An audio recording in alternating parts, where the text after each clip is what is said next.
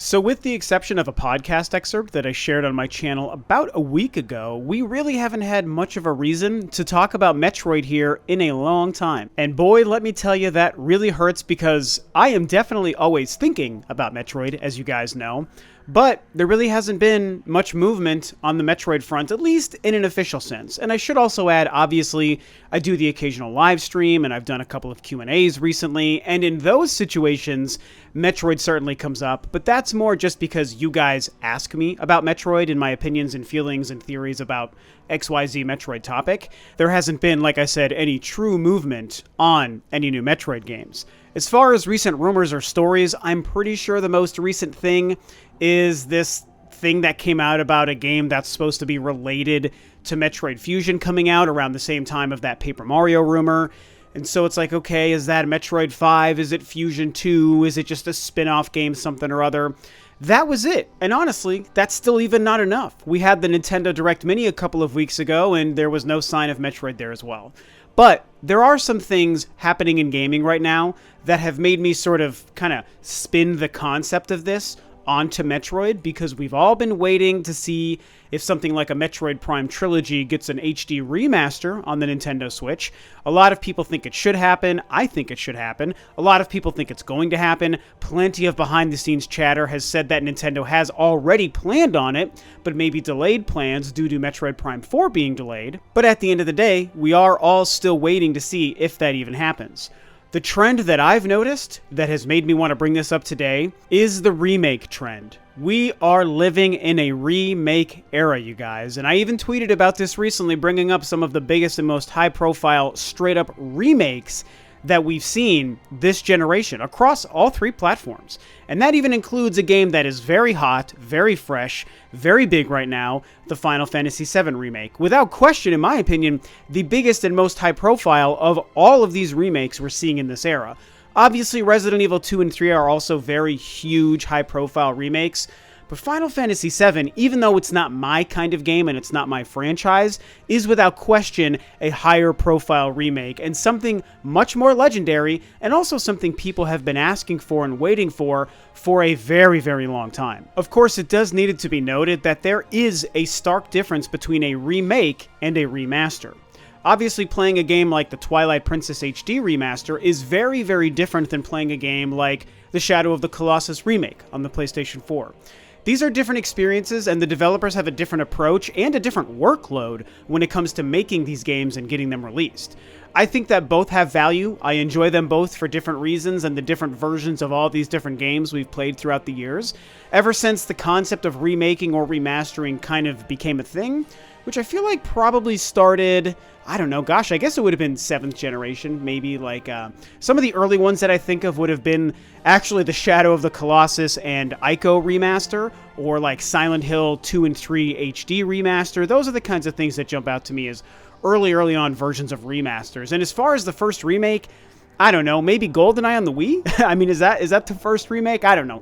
Either way, the point is, we all, obviously, as gamers in this space, we understand the differences of these things. Now, if we bring this back to Metroid, like I said, we've been waiting for a Metroid Prime Trilogy HD remaster, which would be great. We all would love to have that. Take the original 3 Metroid Prime games that released on the GameCube and the Wii respectively, and update the visuals a little bit. Take them all from standard definition and put them in high definition. Maybe some updates to textures and lighting here and there certainly could happen. Again, like a Twilight Princess remaster, for example.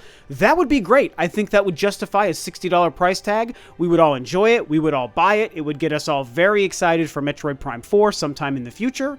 And Bob's your uncle, call it good. But I can't stop thinking about how often we're seeing games remade right now in this current era, and in fact, Nintendo is clearly not averse to this, because in the Switch era, they've already done 2 remakes. We had The Legend of Zelda Link's Awakening last year, less than 1 year ago from right now, and coming up just next month is Xenoblade Chronicles Definitive Edition. And I know it's been up for debate how much of that game is a remaster or a remake. And at first, I wasn't sure where I fell on that argument, and I didn't even really care either way. I was just excited for the game. But I'm going to be real with you guys. The more we've seen of it, the more I've looked into it, I firmly see that game as a remake. And that does get me very excited, because there's that much more new going into the idea of a remake, right? And so here we have Nintendo showing they're willing to take their classic games and they're willing to remake them, rebuild them, make them in all new art styles and visual styles and graphical assets. And in the case of Xenoblade, even add new content, an entire new chapter to that game. It's really cool. We've all been assuming Metroid Prime Trilogy or Metroid Prime would come to the Switch as a remaster. But I'm starting to wonder, guys, maybe instead of a remaster, we get a remake. Now, of course, this is only speculative. This is just me, Rob, one YouTuber who's not only a Nintendo fan, but a super huge Metroid fan. You guys know. It's like my reputation anymore on YouTube is really just the place to come for Metroid content, which I love. I'm very, very proud of that because I love the franchise that much. And when I think of the idea of Metroid Prime getting a remake instead of a remaster, I get excited, you guys. And you know what? I think I love the idea. Now, do I love it more than a remaster? Tough to say. I mean, I guess the answer would have to be yes, but here's the reason why it's hard for me to answer.